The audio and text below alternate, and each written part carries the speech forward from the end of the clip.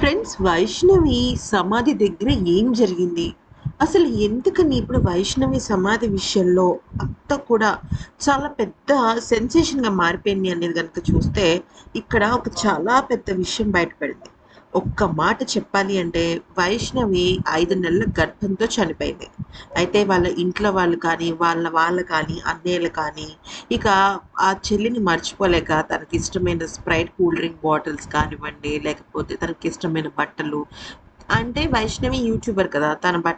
తన బట్టలంటే చాలా ఇష్టం. అయితే గతంలో వైష్ణవి సమాధి దగ్గర శ్వేత నగ్ కనిపించింది కొంతమంది గ్రామస్తులకి. అలాగే వాళ్ళకి సంబంధించిన కొంతమంది వాళ్ళకి.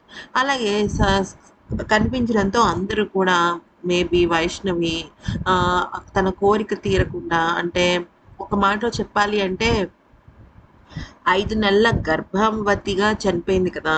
అంటే పాపం పిల్లల్ని చూడాలి, పిల్లల్ని కనాలి, నా బాబు, ఆ బాబుని ఎత్తుకోవాలి, ఇలా రకరకాలుగా అనుకుంది. అయితే తాజాగా ఏమైందంటే కొంతమంది యూట్యూబర్లు వైష్ణవి సమాధి దగ్గరికి వెళ్ళడానికి ట్రై చేశారు. అయితే వెళ్తున్న సమయంలో వాళ్ళకి చాలా రకాల ఆటంకాలొచ్చాయి. లైట్లు ఆగిపోవటం, బండి ఆగిపోవటం, వాళ్ళు ముందుకు వెళ్ళలేకపోవటం, చాలా అంటే చాలా ఇబ్బందులొచ్చాయి. అయితే ఆ సమయంలో వాళ్ళు ఎంతో ఇబ్బంది పడ్డారు. ఏంటిది ఇలా అయితుంది అనుకుని అన్నారు. మొత్తానికైతే వైష్ణవి సమాధి దగ్గరికి చేరారు. కానీ అక్కడికెళ్ళిన తర్వాత వాళ్ళకెందుకో అక్కడ సరిగ్గా అన్నీ లేదేమో అనిపించింది. ఎక్కడో ఏదో తేడా జరుగుతోందని అనిపించింది. వాళ్ళకక్కడ శ్వేతనాగు కూడా కనిపించింది. కానీ ఇంకా అక్కడ కొంతమంది యూట్యూబర్లు కలిసి వెళ్ళడంతో కొంతమందికి మాత్రమే అక్కడ శ్వేతనాగ్ కనపడింది.